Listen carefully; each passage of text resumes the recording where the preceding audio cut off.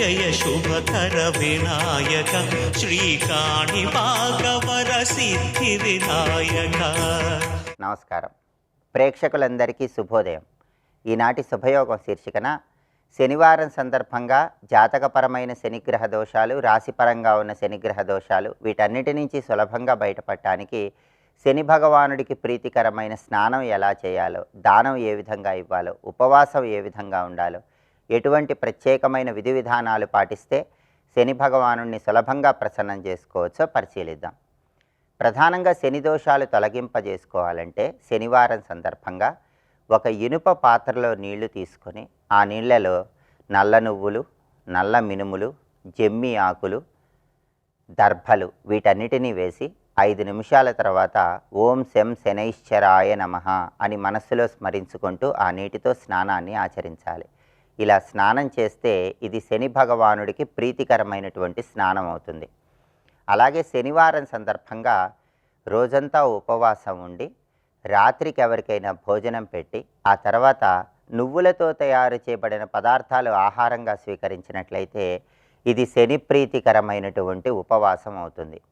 ఇలా శని ప్రీతికరమైనటువంటి ఉపవాసం ఉండేవాళ్ళు ఎవరైనా సరే సాయంకాలం పూట రావి చెట్టు దగ్గర ఒక ప్రత్యేకమైన విధి విధానం పాటించాలి. ఆ విధి విధానం ఏంటంటే రావి చెట్టు దగ్గరకు వెళ్ళి ఒక పాత్రలో ఆవు పాలు, కొద్దిగా గంగాజలము, నీలం రంగు పుష్పాలు, పంచదార వీటన్నిటినీ కలిపి దాన్ని రావి చెట్టు మొదట్లో పోసి నమస్కారం చేసుకోవాలి.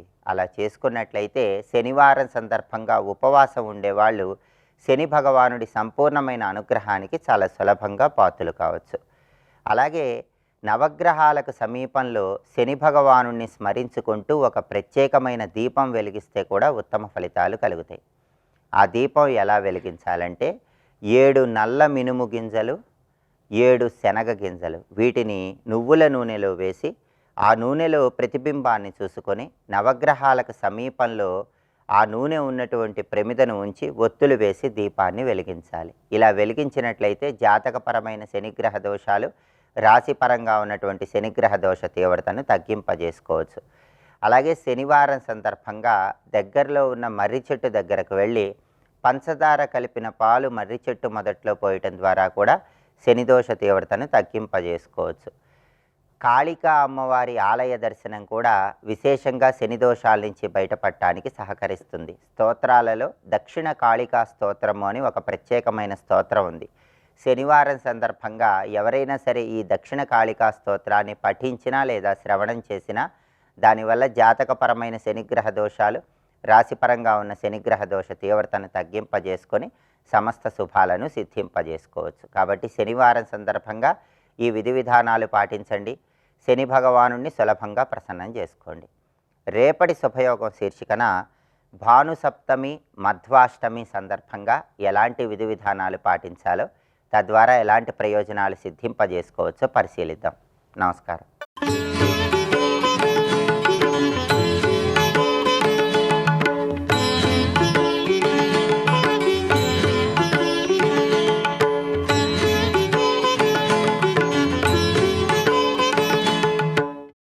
నరాకారో మాయ. కింద కదులుతూ మెదులుతూ ఉన్నవే కింద ఉంటాయి. మీరు గమనించండి. కదులుతూ మెదులుతూ నడిపే కర్మేంద్రియాలన్నీ కంఠం నుంచి పాదం వరకు కర్మేంద్రియాలన్నీ అక్కడ ఉంటాయి. జ్ఞానేంద్రియాలన్నీ పైన ఉంటాయి. కానీ కర్మేంద్రియాలన్నీ నడిపిస్తుంది. నడుస్తున్న జగత్తు కర్మేంద్రియాలకు ప్రతీక ప్రతీక ప్రతీక సింబాలిజం. అసలు ఆ సింబాలిజం, ఎంబాడిమెంట్, ఈ థియరీలు తెలిస్తే హిందూ మతం మరింత తేలిగ్గా అర్థమవుతుందండి. ఒక్కొక్క భగవంతుడు ఒక్కొక్క ఎనర్జీకి ఎంబాడిమెంట్, ఒకనొక గొప్ప థాట్కి సింబాలిజం. ఇలా తెలుసుకోండి. కానీ కంఠం నుంచి పాదం వరకు నరాకారో మాయ. మాయ అంటే మాయాంతు ప్రకృతి విద్య. ప్రపంచంలో కనబడే మెటీరియల్ అంతా ప్రకృతి, అదే మాయ. మాయనంతు మహేశ్వరం, ఇది శాస్త్రవాక్యం. కానీ కంఠం నుంచి పాదం వరకు నరాకారో మాయ. గజాకార పురుష, ప్రకృతి పురుష అభేమాత్మక ధరో గజానన అన్నాడు. అందుకు పెద్ద ఆయన ఏమన్నాడంటే కంఠం నుంచి పాదం వరకు జగం, పైన గజం అన్నాడు. ఇక్కడ జగం తిరిగిస్తే గజం, గజం తిరిగిస్తే జగం, అంతే కదా. కానీ గజం జగం, కానీ గజానన అర్థమైంది కదా. అందుకు తల చూస్తే అయ్యి గుర్తు రావాలి, ఒళ్ళు చూస్తే అమ్మ గుర్తు రావాలి, రెండూ కలిపితే అమ్మయ్య అనుకోవాలి. అది గణపతి యొక్క స్వరూపం అండి. మొత్తం ఇంత అద్భుతమైన భావం ఉంది. అయితే గణపతి కేవలం ఇలాగే వచ్చాడా? శివపార్వతుల నుంచి గణపతి ఎన్ని రూపాలతో వచ్చాడో పురాణాల చేత కళ్ళు తిరుగుతాయి, మనకి ఆశ్చర్యపోతాం. ఒకప్పుడు అమ్మవారు ఆ ప్రణవస్వరూపే సంతానంగా వస్తే బాగుండు అనుకుందిట. శివుడితో చెప్పింది, అయితే ఒక పని చేయి, గణపతి మంత్రం జపం చేయన్నాడు. ఆయన చేసింది ఆ తల్లి. అప్పుడు గణపతి ఆమె గర్భంలోకి ప్రవేశించాడు. అప్పుడు ఆవిడ గణపతి ప్రణవస్వరూపుడైన గణపతి ఉన్నాడు అని చెప్పి ఆవిడ ధ్యానం చేస్తూ ఉన్నది. ఆ సమయంలో సింధూరాసురుడు అని ఒక రాక్షసుడు ఉన్నాడు.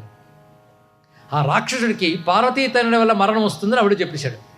తనయుడు పుడితే కదా మరణం, పుట్టకుండానే చంపుతానని చెప్పి అదృశ్య రూపంతో ఆమె నాసికలోంచి శ్వాస రూపంలో వెళ్ళి లోపల ఉన్న పిల్లవాడు నిండు నెలలతో ఉన్నప్పుడు తల తీసి వచ్చాడు. ఇది స్కంద పురాణంలో కథ. కొంతసేపటి పిల్లాడు పుట్టాడు కానీ తలలేదు. అమ్మవారికి దుఃఖం కలిగింది. అప్పుడు శివుడు ధ్యానం చేసి గజశిరస్సును తెచ్చిపెట్టాడు. అప్పుడు ఆయన గజాననుడైన ఒక కథ. ఇది 2 కథలు. ఒకటే కన్ఫ్యూజన్ అంటే 2 వీటన్నిటికీ కలిపి ఒక 3 వేద్దాం, తర్వాత చూద్దాం. 3వది మరొక కథ. ఇదన్నీ నేను ఎవడో వీడు చెప్పాడు వాడు చెప్పాడు అన్ని కథల్లో పెట్ట కథ చెప్పట్లేదు, పురాణాల్లో ఋషులు చెప్పినవే చెప్తున్నాం. ఇక్కడ బ్రహ్మవివర్త పురాణంలో కథ చెప్తున్నాం. ఒకప్పుడు అమ్మవారు ఆ నారాయణుడు పుత్రుడిగా కలగాలని కోరుకుందిట. అంతే కదా, వాళ్ళిద్దరికీ వివాహమైనప్పుడు, శివపార్వతులకు వివాహమైనప్పుడు విష్ణువు పెళ్ళికి వచ్చాడు. విష్ణువు అమ్మవారిని చూశాడు, అనుకున్నాడు ఈవిడికి పిల్లలుగా పుడితే అది బాగుంటుందో అనుకున్నట్టు విష్ణువు. ఆయన అనుకున్నాడు, ఈవిడికి తెలిసిపోయింది. 2 రూపాలతో వస్తావు అన్నయ్య నువ్వు నాకు అన్నది. ఇక్కడ ఆ 2 రూపాయలు గణపతి కుమారస్వామి అని చెప్పారు. ఇక్కడ ఇది పెద్ద రహస్యం. దీనిలోనూ మర్మములోనే లేండి మొత్తానికి. ఇప్పుడు ఆ కృష్ణుడు కోసం ఆవిడ ఉపాసన చేసింది. కృష్ణ పరమాత్మ గోలోకవాసి అయిన శ్రీకృష్ణుడు తనకి తనయుడుగా కావాలని చెప్పి పార్వతీదేవి ఉపాసన చేసింది ఆయన కోసం. ఇది మరో కథ బ్రహ్మవివర్త పురాణంలో వస్తుంది. అప్పుడు విష్ణువు అందులో ప్రవేశించాడు. కృష్ణ పరమాత్మ యొక్క తేజస్సు అందులో ప్రవేశించింది. కొంతకాలం అయ్యాక పిల్లాడు పుట్టాడు. ఎంత అందంగా ఉన్నాడో. ఆయనకి ఉత్సవం చేస్తున్నారు, బారసాల మొదలైనవన్నీ చేస్తూ ఉన్నారు. అందరూ చూడడానికి వచ్చారు. మరి భారతీయ పరమేశ్వర తనయుడంటే రారండి, అందరూ చూడడానికి దేవతలు అందరూ వస్తున్నారు. గ్రహ దేవతలు, నక్షత్ర దేవతలు అందరూ. ఒకటి దేవతలు అంటే తెలుసుకోవాలి కానీ ఎంతమంది వాళ్ళందరూ వస్తున్నారు. ఎందుకంటే దేవ గణనాయకుడు కదా వాడు, చూడాలని వస్తున్నారు. వస్తూ ఉంటే ఒక ఆయన మాత్రం నక్కి వస్తున్నట్ట. ఆయన నడకే ఎప్పుడు నెమ్మదిగా ఉంటుంది. మందహ, మందుడు అంటే నెమ్మదిగా నడుచువాడు. ఒకసారి వస్తే 7 ఏళ్ళ వరకు కదలడు. ఎవడో తెలుసు మీకు? ఏం తెలియని వాడు ఎవరండి? శనైశ్చర స్వామి. శనైహి చరహ, నెమ్మదిగా నడుచువాడు. అది శనైహి చరహ శనైశ్చర, అది ఆయన పేరు. నెమ్మదిగా ఉండువాడు. తొందరగా వచ్చి తొందరగా గడిపితే బాధ లేదు, ఉండి అలా సతాయిస్తూ ఉంటాడు ఆయన. శనైశ్చరుడు నెమ్మదిగా నడిచొస్తున్నట్ట. అమ్మవారు వచ్చిన వాళ్ళందరినీ చక్కగా రిసీవ్ చేసుకుంటున్నారు. ఎన్నైనా అలా మెల్లగా నడుస్తూ లేరారా అన్నది. అక్కడ వస్తానమ్మ, కానీ నేను సహజంగా ఇంకా నెమ్మదిగా నడుస్తున్న కారణం ఒకటి ఉంది. నన్ను ఎవరు చూసినా విసుక్కుంటారు, చిరాకు పడతారు. శని చూపు అంటారు, శనిగాడిలో చూస్తున్నాడు అంటారు. అలాంటిది నేను చూడడానికి వస్తే శనిగాడి చూపు అవుతుంది కనుక మొహమాట పడుతున్నానమ్మా అంటే, ఏం పర్వాలేదు రా అంది. నువ్వు చెప్పే కొనుక వస్తున్నావు అని వచ్చాడు. శని చూడగానే గణపతి తల కింద పడిపోయింది. శని చూపుతో కింద పడిపోగానే ఏం చేయాలో తోచక అమ్మవారికి దుఃఖం కలిగింది. అప్పుడు విష్ణువు సలహా ఇచ్చాడు, నేను చూస్తానని చెప్పి ఉత్తర దిక్కుగా ఉన్నటువంటి ఏనుగు యొక్క శిరస్సును తీసుకొచ్చి పెట్టాడు. పెట్టగా నేను గజానుడు అయ్యాడని బ్రహ్మవివర్త పురాణంలో కథ. ఏమిటండి ఇది? ఏ కథ నమ్మాలి? ఇది అన్నీ నమ్ముదాం, తప్పేం లేదు. ఒకసారి వచ్చాడు గణపతి, సృష్టికి ఒక్కసారి జరిగిందా? ఎన్ని కల్పాల్లో ఎన్నో సృష్టిలు జరిగాయి. ఒక్కొక్కసారి ఒక్కొక్కటి జరిగిందంటే ఏం బాధ లేదు, అది మంచి సమాధానం. ఎందుకంటే అన్ని పురాణాలు ఒకే వ్యాసుడు రాశాడు. విన్న మనకే కన్ఫ్యూజన్ వస్తే రాసిన ఆయనకి ఎంత ఉండాలి, ఆయనకి లేదు, మనకు ఉండకూడదు. స్పష్టంగా రాశాడు. దీన్ని అన్వయించుకోండి మీరు. దీన్ని తెలియవలసిందంతా అందం. అయితే మొత్తానికి మళ్ళీ శిరస్సు వచ్చింది కదా. అప్పుడు శనిశ్చరుడు భయపడ్డాడు, అమ్మ నాకు తప్పే లేదు, నువ్వు రమ్మంటే వచ్చాను, నిన్నేం అనట్లేదు అయినా, ఇప్పుడు అబ్బాయి బాగున్నాడు రా చూడు అన్నది ఇక్కడ. అప్పుడు గడప చూసి, శని కాదు కదా, 100 శనులు కూడా నన్ను ఏమీ చెయ్యలేవు, గ్రహ గణాలకి, దేవ గణాలకి, నక్షత్ర గణాలకి, భూత గణాలకి నాయకుడిని నేను అన్నాడు ఇక్కడ. అంతేకాదు, ఎవరు నన్ను ఆరాధిస్తారో వాళ్ళకి శని దోషాలు ఏమీ చెయ్యవు. ఇది గుర్తుపెట్టుకోండి. గణపతి ఆరాధకులకి ఏ గ్రహ దోషము ఉండదు. గ్రహ దోషాలు పోవాలంటే గణపతిని ఆరాధించేయండి. గ్రహ గణ నాయకుడు ఆయన ఇక్కడ. అందుకే ఏ గ్రహ దోషమైనా గణపతికి చెప్పే శాస్త్రం ఉంది ఒకటి. అన్ని గ్రహాలు సమిష్టిగా దోషం తీసిగలడు ఆయన. కుజ దోషం గణపతి వల్ల పోతుందని మంగళవారం ప్రధానంగా పూజించే వాళ్ళు చాలామంది ఉన్నారు. అంగారక చతుర్థి, అంగారక చతుర్దశి ఇత్యాదులు గణపతిని ఆరాధన చేస్తారు. బుధవారం గణపతికి ప్రధానమని ఆరాధించే వాళ్ళ సంఖ్య చాలా ఉన్నది. ఉత్తరాదిలో ఉంది, మన వైపు కూడా ప్రాంతంలో ఉన్నది. ఇది గురువులకి గురువు గణపతి. మొదటి గురువు ఆయన. బ్రహ్మదేవుడికి జ్ఞానం ఇచ్చాడు కనుక గురువులకే గురువు కనుక గురువారం అయింది. శుక్రవారం గణపతికి ప్రీతిపాత్రమైన వల్లభేశ్వపరిషత్తులో ఉన్నది. మరి లక్ష్మీ గణపతి అంటారు కదా, అదే శుక్రవారం భృగువారం అత్యంత ప్రీతిపాత్రం ఉన్నది. ఏం చేస్తాం? శనివారం గురించి చెప్పనే చెప్పాం. ఆ ఆదిత్యుని యందు మరుద్గణములు ఉంటాయి. మరుద్గణపతి ఆయన ఆదిత్యుని యందు ఉంటాడు. ఇది ఆ రహస్యం. మరుద్గణపతి చేస్తే తర్వాత మారుత్ తెలుస్తుంది, తర్వాత కపి వినాయకులు తర్వాత చూద్దాం. మొత్తానికి సూచన, మొత్తాన్ని మరుద్గణపతి అక్కడ ఉన్నాడు. ఏ వారం అయింది కాదండి, ఇక సోమవారం అంటే పార్వతీదేవి పరమేశ్వర ప్రీతిపాత్రమైంది. మరి వాళ్ళిద్దరు పుత్రుడేగా. కానీ గణపతిని గట్టిగా పట్టుకుంటే ఆ చంద్రుణ్ణే శాసించాడా లేదా మనం చదువుకుంటూ ఉంటాం కదా. ఇది మాత్రం తెలుసు కదా, శాసించిన దేవుడు ఆయన. కనుక ఏ గ్రహమైనా గణపతి చెప్పు చేతల్లో ఉంటుంది. గణపతిని పట్టుకుంటే చాలు గ్రహములన్నీ అనుకూలిస్తాయి. లేదా నీకు ఏదైనా గ్రహం ప్రత్యేక శాంతి చేయించాలనుకో, గణపతిని కొలుచుకుంటే గణపతి స్ఫురింపజేస్తాడు, గణపతి అవకాశం ఇస్తాడు. కానీ గణపతిని అందుకు పట్టుకోవాలంటే, బ్రతుకు బాగుండాలంటే గణపతి పాదాలు పట్టుకోవాలి. అది కావ్యకంఠ గణపతి ముని గారు, మీకు తెలిసి ఉంటుంది, రమణ మహర్షి అనే మహానుభావుడిని లోకానికి పరిచయం చేసిన సిద్ధపురుషుడు, మంత్ర సాక్షాత్కారం పొందినటువంటి మహానుభావుడు. ఆయన హేరంబ ఉపస్థానం అనే ఒక అద్భుతమైన గ్రంథం రచించాడు. హేరంబ ఉపస్థానం అంటూ వేదాంతం మంత్రశాస్త్రం కలిపి గణపతి తత్వం రాశాడు ఆయన. ఆయన ఒక చోట గణపతి గురించి అంటాడు, తం గణపతిం యో విస్మరతి లోకే సంతతమ భాగ్యో మజ్జతి ససోకే. ఓ గణపతి, నిన్ను ఎవడైతే మరచిపోతాడో వాడు ఎప్పుడు అభాగ్యుడు, వాడు శోకంలో మునిగిపోతాడు అని చెప్పాడు ఇక్కడ. కానీ గణపతిని మరువరాదండి అలాంటి స్వామి. ఆయన గురించి ఇంకో మాట అంటాడు, అదే గణపతి గీతమని రచిస్తుందరో మాట అంటున్నాడు ఆయన. ఏమనంటే, హస్తిముఖయాచే గాఢరస భక్త్యా ఆవిష విభోమే దివ్య నిజ శిక్ష అన్నాడు. నిన్ను గాఢమైన భక్తితో ఆరాధిస్తున్నాను, నాలో నువ్వు ఆవేశించు. ఎందుకో తెలుసా?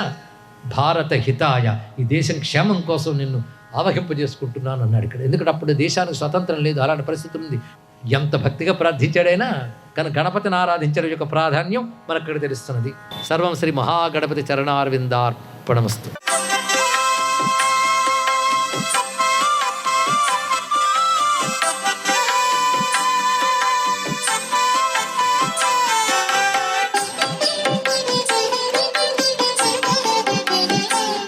ఓం నమో నారాయణాయ, ఓం నమః శివాయ, శ్రీమాత్రే నమః. ఈరోజు శనివారం. నవగ్రహాల్లో శనిగ్రహం యొక్క ప్రభావాన్ని మనపైన పడకుండా రక్షింపజేసుకోవడానికి, ఏలినాటి శని, అర్ధాష్టమ శని యొక్క ప్రభావం నుంచి మనం బయటపడటానికి కొన్ని సూత్ర ప్రాతిపదికలు శనివారం నాడు ప్రతి ఒక్కరూ కూడా ఆచరించటం చాలా మంచిది. నువ్వులతో తయారు చేసినటువంటి చిన్ని ఉండలు, ఆ ఉండల్ని కొంతమందికి కనుక పంచిపెట్టినట్లయితే చాలా విశేషకరంగా ఉంటుంది. బియ్యపు పిండి, పంచదార కలిపి శనికి నివేదన చేసి శనివారం నాడు చీమలు ఉన్నటువంటి చోట ఆహారంగా వేయండి. చీమలు పాకేటువంటి చోట ఆహారంగా కనుక ఇట్లా వేసినట్లయితే శనిగ్రహ దోష నివృత్తి జరగటానికి ఆస్కారం ఎక్కువగా ఉంటుందన్నమాట. అలాగే ఒక చిన్న మట్టి పాత్రలో నువ్వుల నూనెను నింపి ప్రవహిస్తున్నటువంటి నీటిలో కూడాను శనివారం నాడు వదలవచ్చు అవకాశం ఉన్నటువంటి వారు. ఇలా చేసినట్లయితే నదీ ప్రవాహంలో ఆ కొండ అలా వెళ్ళిపోతూ ఉంటుంది. మనకున్నటువంటి శని యొక్క దోషం తొలగిపోతుందన్నమాట. శనివారం నాడు కోతులకు కానివ్వండి, నల్ల కుక్కలకు కానివ్వండి, లడ్డూలు ఆహారంగా వేసేటువంటి అలవాటు చేసుకోవాలి. రొట్టె మొక్కల మీద కూడాను నువ్వుల నూనె రాసి కుక్కలకు గనక పెట్టినట్లయితే శనిగ్రహ బాధ నుంచి నివృత్తి కలిగి తీరుతుంది అంటోంది శాస్త్రం. శనివారం నాడు తోలు వస్తువులు, ఆవ నూనె, పాదరక్షలు ఇలాంటివి దానంగా కూడా ఇచ్చుకోవచ్చు. ఇలా దానంగా కనుక ఇచ్చినట్లయితే శనివారం నాడు మనకు పట్టినటువంటి ఏలినాటి శని, అర్ధాష్టమ శని దోషం నుంచి బయటపడటానికి ఆస్కారం ఉంటుందని సాంప్రదాయం తెలియజేస్తోంది. శనివారం నాడు ఇవన్నీ కూడా ఆచరించి చూడండి, శనిగ్రహ దోషం నుంచి బయలుపడచ్చు. సర్వే జనా సుఖినో భవంతు.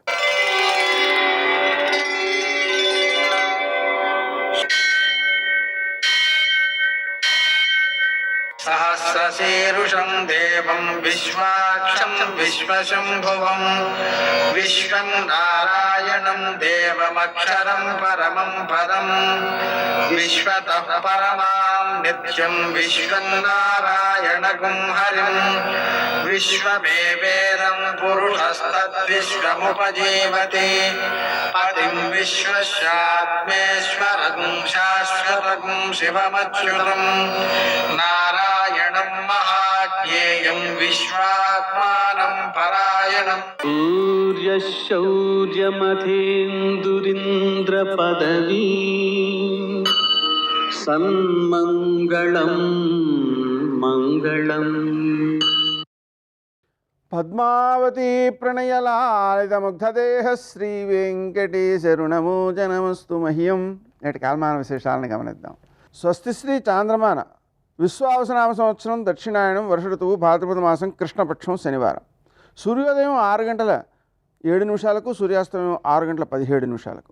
తిథి షష్ఠి ఉదయం 7:23 వరకు, తరువాత సప్తమి తెల్లవారుజామున 5:04 వరకు, నక్షత్రం కృత్తిక ఉదయం 10:12 వరకు, వర్జం రాత్రి 1:12 నుంచి 2:42 వరకు, దుర్ముహూర్తం ఉదయం 6:07 నుంచి 7:44 వరకు, అమృతకాలం ఉదయం 7:59 నుంచి 9:28 వరకు, మరల తెల్లవారుజామున 5:41 ప్రారంభం. రాహుకాలం శనివారం కాబట్టి ఉదయం 9 నుంచి 10:30 వరకు. శుభప్రదమైన సమయం మధ్యాహ్నం 11 గంటలకి. నేటి విశేషం శనివారం, అవమాదినం, త్రిపుష్కర యోగం, ప్రదోషం. అవమాదినం సందర్భంగా నదీ స్నానం చేయడం, దానం చేయడం చాలా ఉత్తమమైన ఫలితాలను అందజేస్తుంది. అలాగే త్రిపుష్కర యోగం ఉదయం 7:23 నుంచి 10:12 వరకు ఉంది కాబట్టి ఆ సమయంలో ఏ పనులైతే పునరావృత్తం కాకూడదో ఆ పనులు చేయకుండా ఉండడం మంచిది. అలాగే ఆశ్వలాయనులు మాఘ్యవర్ష శ్రాద్ధము చేస్తూ ఉంటారు. దానికి ముందు రోజు ఇది, అంటే 3 రోజుల పాటు వరుసగా చేస్తారనమాట. అలాగనే శనివారం కాబట్టి 1 కేజీ నల్ల నువ్వులతో శివునికి పూజ చేయడం, 1.5 కేజీ నువ్వుల నూనెతో అభిషేకం చేయడం, ఆ నూనెలో పసుపు కలిపి ఆవులకు రాయడం, ఈ నువ్వులు ఆవులకు ఆహారంగా అందించటం, హనుమాన్ చాలీసా పారాయణ చేయడం, అప్పాలను నివేదన చేయడం, ప్రదక్షిణాలు చేయడం, వెంకటేశ్వర దీపారాధన చేయడం, వీటి ద్వారా మనకు సకల గ్రహ దోషాలు తొలగిపోయి కష్టాలను అధిగమించే శక్తిని పొందగలుగుతాం. నేటి ఆణిమత్యాలు.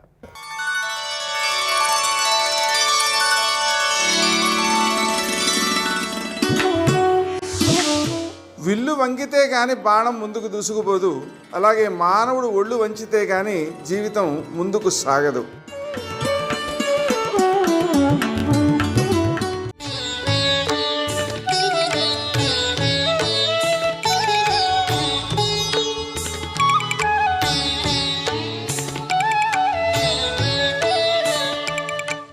నాను శోచంతి పండితాహ. కాబట్టి ఏడవడానికి కారణం ఏముందిరా అని అడిగాడు గీతాచార్యుడు. అందుకే ఉండని దేహం గురించి ఏడిస్తే ఉంటుందా? పోని ఆత్మ గురించి ఏడవకుండా ఉంటే మాత్రం పోకుండా ఉంటుందా? నువ్వు ఏడిచినా ఏడవపోయినా ఆత్మ ఉంటుంది, నువ్వు ఏడిచినా శరీరం పోతుంది. ఇంకా దేనికి ఏడుస్తున్నావు అని అడిగాడు. ఎంత ప్రశ్న నిజంగా! అది జీర్ణమైతే ఏడుపు పోతుంది. అందుకని ఉత్తరానికి శిష్యులు చూస్తారు, దక్షిణానికి గురువుగారు చూస్తారు. మరి గురువుగారు దక్షిణాన్ని చూడొచ్చా అండి? గురువుగారికి ఆత్మ నేను శరీరం నేను కాదని తెలిసిపోయింది. ఆయన అలా రమించగలడు కాబట్టి ఆయన దక్షిణాన్ని చూస్తుంటాడు, దక్షిణామూర్తి. అందుకే అటు చూస్తున్న ఆయన ఉత్తరంగా మనం చూస్తే మనకి కూడా ఏ భయం ఉండదు. బాహ్యంలో కోరికలు తీరుతాయి, ఆంతరమునందు ఎన్నో యజ్ఞాలు యాగాలు చేసినటువంటి దాని వలన వచ్చినటువంటి ఫలితం ఈశ్వర కృప జ్ఞానము దేని వలన వస్తాయంటే దక్షిణామూర్తి ఉపాసన వలన వస్తాయి. అందున చిత్రం ఏమిటో తెలుసా? మీకు ఏ స్వరూపంలోనూ కూడా సాధారణంగా పరమశివుడు లింగస్వరూపిగా ఉంటాడు. ప్రతి దేవాలయంలో ఒక్క అసుర సంధ్య వేళ దాటిపోతే కవచం పెట్టేస్తారు. శివలింగానికి కవచం పెట్టేశారు అంటే శైవాగమంలో అర్థం ఏమిటంటే నంది శృంగాల్లోంచి చూడవద్దు అని. తప్ప మీకు పాదాలు కనపడతాయా? కనపడవు. పరమశివుడి ఆవిర్భావమూర్తి అని ఒకటి ఉంటుంది. శివలింగం దేవాలయం వెనకాతలు ఉంటుంది, గోడలో పెడతారు ఆవిర్భావలింగం అని. దానికి శివలింగాన్ని చించుకుని ఒక మూర్తి ఉంటుంది. దాని తల కనపడదు, పాదాలు కనపడవు. అది మహాశివరాత్రి నాడు వెలిసినటువంటి జ్యోతి స్తంభంలో ఉన్నటువంటి పరమశివుడు. కాబట్టి ఆయన పాదాలు కనపడవు ఇప్పుడు. అసలు నిజానికి పరమశివుని పాదములు దర్శనం కావు, విష్ణువు పాదములు దర్శనము కాకుండా ఉండవు. విష్ణువు పాదాలు ఇప్పుడూ దర్శనం అవ్వాలి, శివుడి పాదాలు దర్శనం కావు. అటువంటి పరమశివుని యొక్క పాదాలు దర్శనం చేయడానికి అవకాశం ఒక్క దక్షిణామూర్తి గాని. ఎందుకని? ఒకటే కారణం, సంప్రదాయ శిష్యుడు పాదం పట్టుకోవడానికి గురువుగారు తిరస్కరించారు. అసలు మంత్రోపదేశ ప్రక్రియ ఎక్కడ ప్రారంభమవుతుందంటే, గురువుగారు తన పాదం చాపుతాడు, చాపితే శిష్యుడు ఒక్క పాదాన్నే పట్టుకుంటాడు. ఒక్క పాదాన్ని గట్టిగా పట్టుకుని తల ఉంచి తను పట్టుకున్న చేతుల మీదే తన తల ఉంచుతాడు. ఉంచి భోరును ఏడుస్తాడు, ఇన్ని జన్మలు ఎత్తాను గురువుగారు, ఇన్నాళ్ళకి దొరికింది మీ పాదం, నన్ను అనుగ్రహించండి అని అడుగుతాడు. అందుకే విదితా కిల శాస్త్ర సుధా జల్లధే మహితోపనిషత్కదితార్థనిధే అంటే కిందకు వంగి ముట్టుకుంటాం జగద్గురువుల పాదాన్ని, ఎక్కడుంటే అక్కడే ఉన్నాయని. గురువుగారి పాదం పట్టుకుంటే గురువుగారు ఉపదేశం చేస్తారు. గురువుగారు శిష్యుణ్ణి ఎంతో అనుగ్రహిస్తే, తనిచ్చిన మార్గంలో పండుతున్నాడనిపిస్తే గురువు తన పాదాన్ని తల మీద పెడతాడు, శిష్యుడి తల మీద. అందుకని గురువుగారు శిష్యుడికి పాదం కనపడకుండా అట్టే పెట్టకూడదు, కనపడాలి శిష్యుడికి. సంప్రదాయ శిష్యుడు అనుకోండి, తన దగ్గర మంత్రోపదేశాన్ని పొందిన శిష్యుడు అనుకోండి, వస్తే ఆ శిష్యుడు పాదాలకి నమస్కారం చేస్తే అనుమతించాలి. అంటే గురువుగారు నడుస్తున్నప్పుడు, సభలోకి వస్తున్నప్పుడు సంప్రదాయ శిష్యుడిని నమస్కారం చేయకూడదు. సంప్రదాయ శిష్యుడికి అధికారం ఏమిటంటే గురువుగారి అనుమతి తీసుకుని ఆయన అనుష్ఠానం చేసుకున్న తర్వాత నమస్కారం చేసుకోవాలి వెళ్ళి. అది వాళ్ళకుండే అధికారం, అది వాళ్ళకుండే గౌరవం. కాబట్టి గురువే, గురువు పరమేశ్వర స్వరూపుడు. అటువంటి గురువు ఇబ్బంది పడకుండా చూసుకుంటూ ఉండాలి. ఎప్పుడు గురువుకి ఇబ్బంది కల్పించకూడదు, గురువుని నిగ్రహించడం, ఇబ్బంది పెట్టడం చేయకూడదు. గురువు ఎక్కడున్నా అనుగ్రహిస్తాడు. కాబట్టి ఆ గురువు పాదం కనపడాలి. అందుకే ఆయన వీరాసనం వేసి కూర్చుంటాడు. దక్షిణామూర్తిగా పరమశివుడు కుడికాలు కింద పెట్టి ఎడమకాలు పైకెత్తి మోకాలు మీద వేస్తాడు. ఒక్క రామచంద్రమూర్తి శిష్యులకి ఉపదేశం చేస్తుంటే కూర్చుంటాడు అలా. పరమశివుడు దక్షిణామూర్తిగా కూర్చుంటాడు. అప్పుడు మీకు పాదం కనపడుతుంది, ఇటుపక్క పాదం కనపడుతుంది, ఎడమ పాదం కుడికాలు మీద కనపడుతుంది, కుడి పాదం భూమి మీద కనపడుతుంది. గురువుగారి వంక చూస్తుంటే గురువుగారు ఏం చేశారు?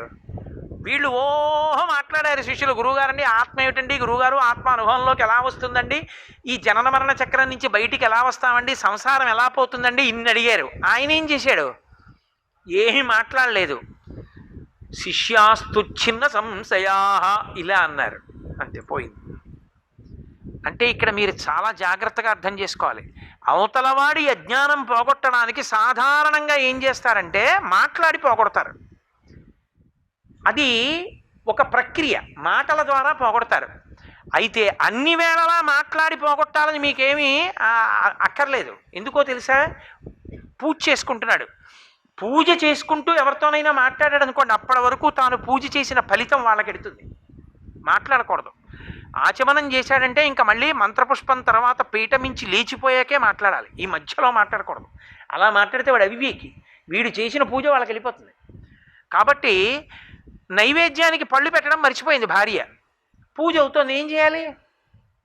అప్పుడు ఏం చేస్తాడంటే చిటికేస్తాడు. ఆమె జాగ్రత్త తెలుసున్న వ్యక్తి. ఈయన చిటికేసాడంటే వింటూ ఉంటుంది, గబుక్కుని ఏదైనా మర్చిపోయామేమో ఉపచారం అని. ఆ చిటిక విని వచ్చింది, అంది అన్నాడు అంటే అంది అంటే నైవేద్యానికి ఏది అని పరిగెత్తుకెళ్ళి 4 పళ్ళట్టుకొచ్చి అక్కడ పెట్టింది. నైవేద్యం పెట్టాడు. ఇప్పుడు నోటితో అడిగాడా నైవేద్యానికి ఏదని అంటే ఆవిడేమంది? పళ్ళు తెచ్చేసిందా? మాట్లాడితేనే అర్థమవుతుందని మీరు ఎందుకు అనుకుంటున్నారు? ముద్ర ద్వారా మాట్లాడడం అని సంకేతం ఉంటుంది, నోటితో మాట్లాడరు. చాలా ఉద్వేగం ఉన్నవాళ్ళు గట్టిగా మాట్లాడతారు, నిర్ణయం చేసేవాడు మౌనంగా సంకేతిస్తాడు. సర్వం శ్రీ ఉమామహేశ్వర పరబ్రహ్మార్పణమస్తు. స్వస్తి.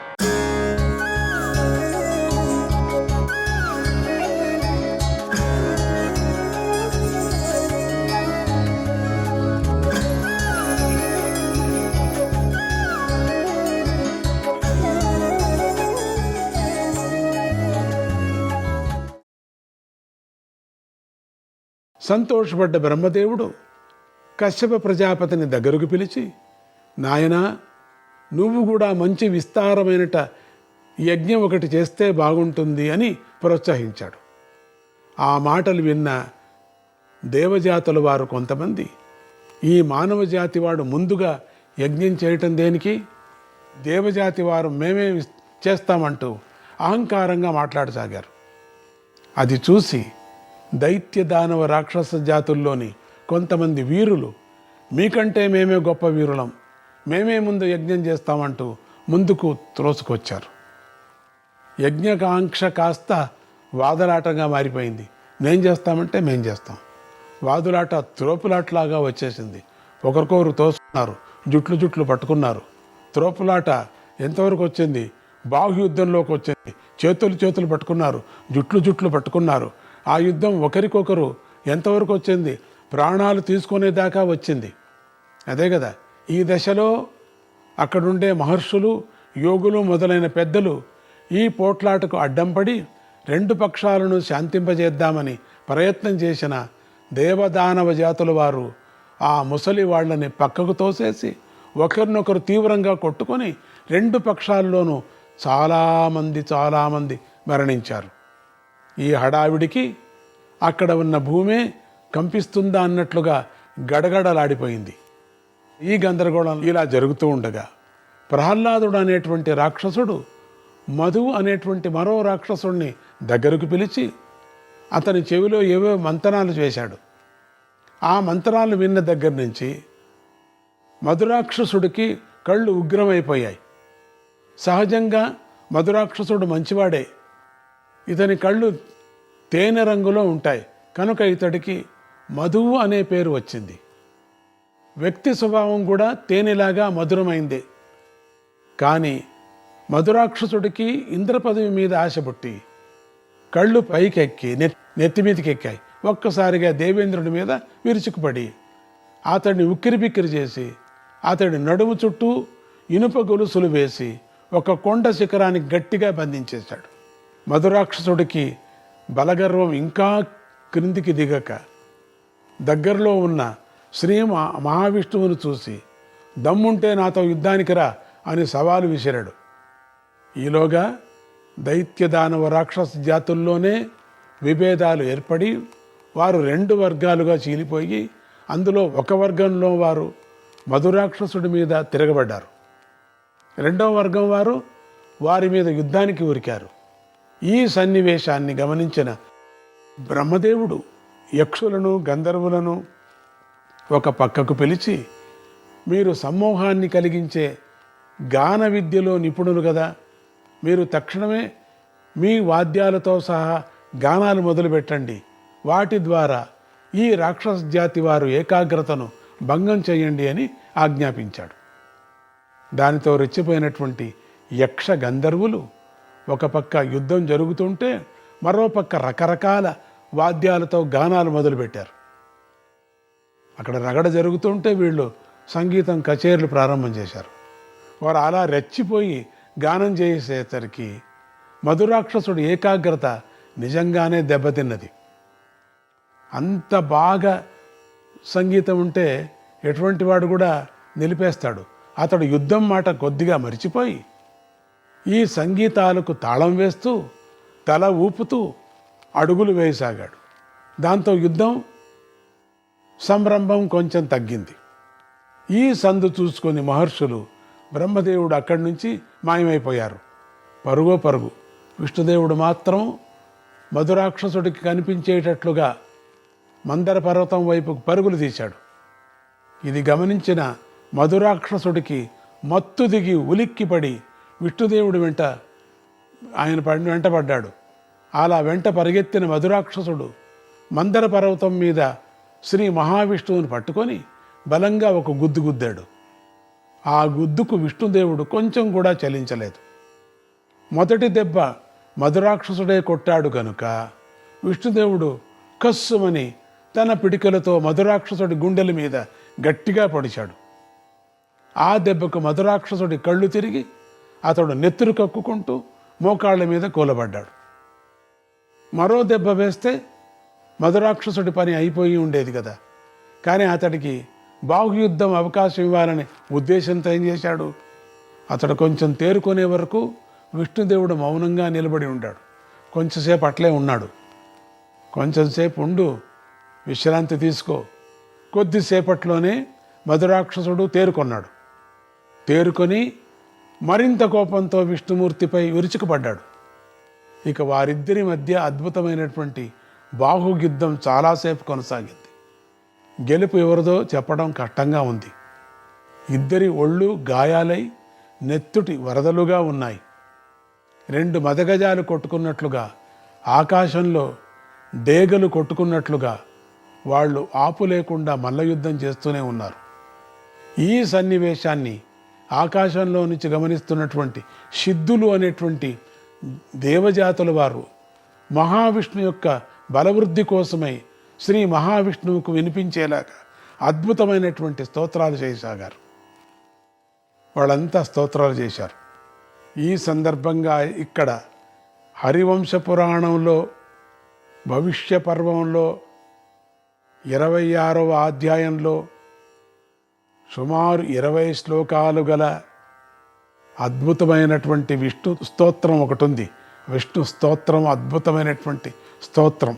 వేదమంతార్థమయమైనటువంటి తత్వరహస్యమయమై అయినటువంటి ఈ అద్భుత స్తోత్రాన్ని వినేసరికి విష్ణుమూర్తికి ఉత్సాహం పెరిగి పూర్వం ఒకానొక కల్పంలో తాను ధరించిన హయగ్రీవావతార స్వరూపాన్ని గుర్తు చేసుకున్నాడు. ఆ రూపం సర్వవేదమయం, అంతేగాక సర్వదేవమయం కూడా. ఆ రూపం యొక్క శిరస్సులో మహాదేవుడు ఉన్నాడు, హృదయంలో బ్రహ్మ ఉన్నాడు. సూర్యకిరణాలన్నీ ఆ రూపానికి రోమాలుగా ఉన్నాయి. సూర్యచంద్రులే ఆ రూపానికి కన్నులు. పిక్కలలో వసువులు, సాధ్యులు, మరుత్తులు, వరుణులు ఉన్నారు. రకరకాల సంధి బంధాలలో దేవతలంతా ఉన్నారు. అగ్నిహోత్రుడే ఆ రూపానికి నాలుక. ఆ వాక్కులలో సత్యస్వరూపులైనటువంటి సరస్వతీదేవి కూడా ఉంది. ఇటువంటి ఈ అద్భుతమైన రూపాన్ని ధరించిన విష్ణుమూర్తి ఒక్కసారిగా పెరిగిపోయి ఆ మధురాక్షసుణ్ణి తన 2 చేతుల్లోకి తీసుకున్నాడు. తడిసిన దూదిని పిండినట్టుగా పిండేశాడు. అలా పిండటం వల్ల మధురాక్షసుడిలో ఉన్నటువంటి కొవ్వంతా మహానదులు ధారల్లాగా ప్రవహించింది. భూమి మొత్తాన్ని కప్పివేసింది. కొవ్వును సంస్కృతంలో మేధస్సు అంటారు. మేధస్సు చేత ఆవరించబడింది కనుక భూదేవి అప్పటి నుంచి మేధిని అనే పేరు వచ్చింది. ముఖ్యంగా రాక్షస జాతుల వారు ఈ పేరును ఎక్కువ ప్రచారం చేశారు. ఈ విధంగా మధురాక్షస సంహారం జరిగేసరికి బ్రహ్మదేవుడి యజ్ఞం జరిగిన పుష్కర తీర్థం దగ్గర సమావేశమైనటువంటి దేవజాతుల వారు, ఋషి జాతుల వారు అందరూ కూడా ఆనందంతో నాట్యాలు చేశారు. అప్పటికి పర్వతాలకి రెక్కలు ఉండేవి గనుక ఈ వార్త విన్న ప్రధాన పర్వత దేవతలు మేఘాలలాగా ఆకాశంలో ఎగురుతూ వచ్చి మేరు శిఖరం చుట్టూ వాలారు. అన్ని పర్వతాలు ఒకే చోట చేరటంతో ఆ ప్రాంతమంతా నూతన వసంత శోభతో కళకళ ఆడింది. ఈ శుభ సందర్భంలో శ్రీ మహావిష్ణువు అక్కడ మధువాహిని అనే నూతన నదిని ఆవిష్కరింపజేశాడు. చుట్టుపక్కల ఉన్న శిఖరాల్లో నుంచి ఆ మహానది ప్రవహించింది. చివరికి అక్కడ ఉన్న పుష్కర తీర్థంలోనే కలిసిపోయాయి అవన్నీ కూడా. ఈ మధువాహిని నది సరస్వతీ నది నుంచి ఆవిర్భవించి మరు తీర్థాన్ని దాటి బ్రహ్మక్షేత్రమైనటువంటి పుష్కర తీర్థంలోకి చేరిపోయింది. జనమేజయ, నేను చేస్తున్న వర్ణనను బట్టి నా సాంకేత భాష నీకు అర్థమవుతుందనుకుంటా.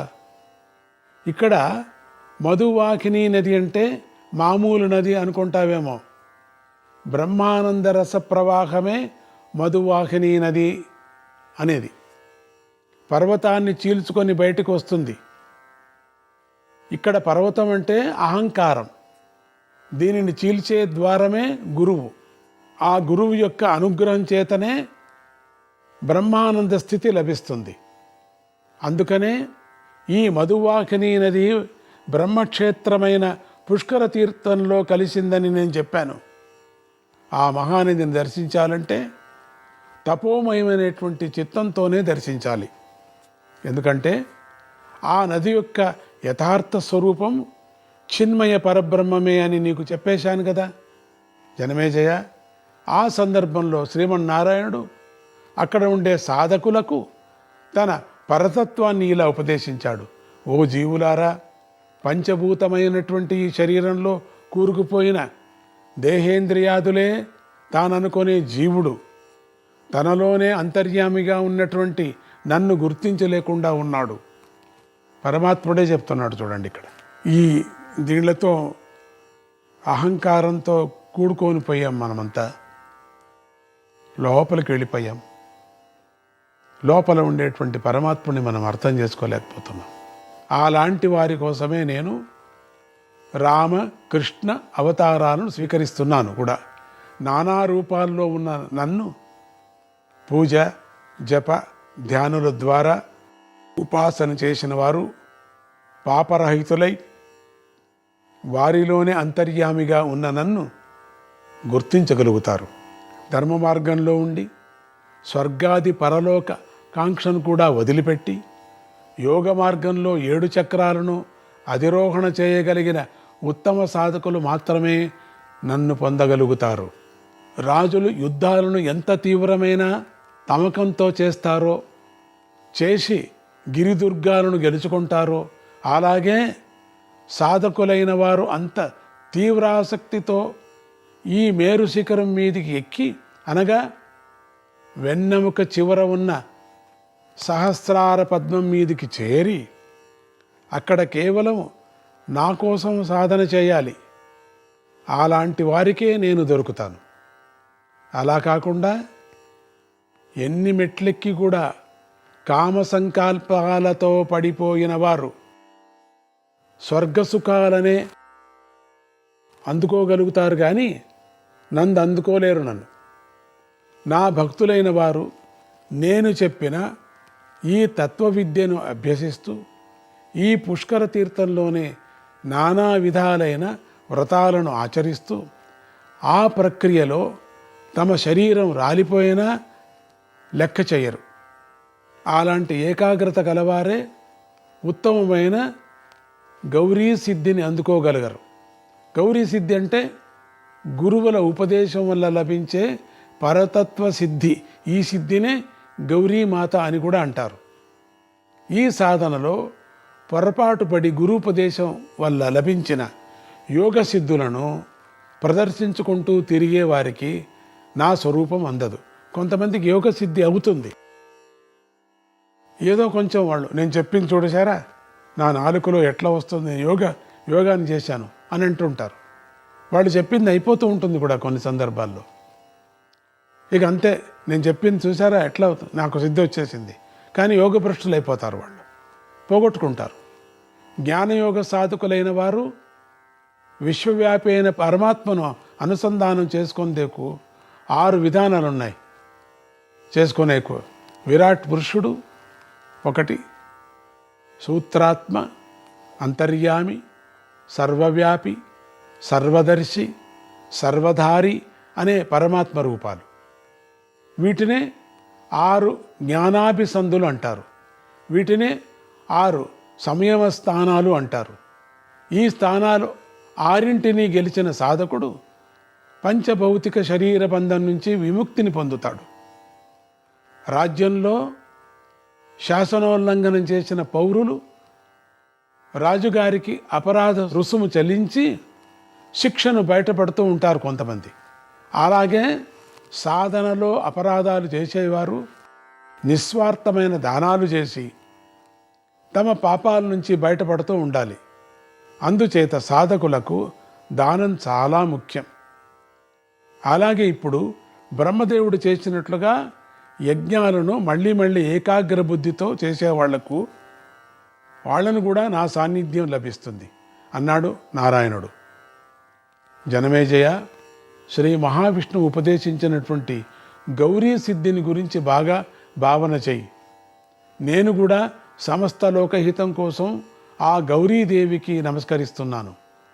ఈ సిద్ధ గౌరీత్వం నిత్య సత్యమే అయినప్పటికీ జ్ఞానహీనులకు రవ్వంత కూడా దొరకదు. ధర్మబుద్ధితో చిత్తశుద్ధితో స్వల్పమైన సాధన చేసినా కూడా ఆ సాధన మాత్రం నిష్ఫలం కాదు. సాధకులకు పై జన్మలోనైనా సిద్ధి లభించి తీరుతుంది.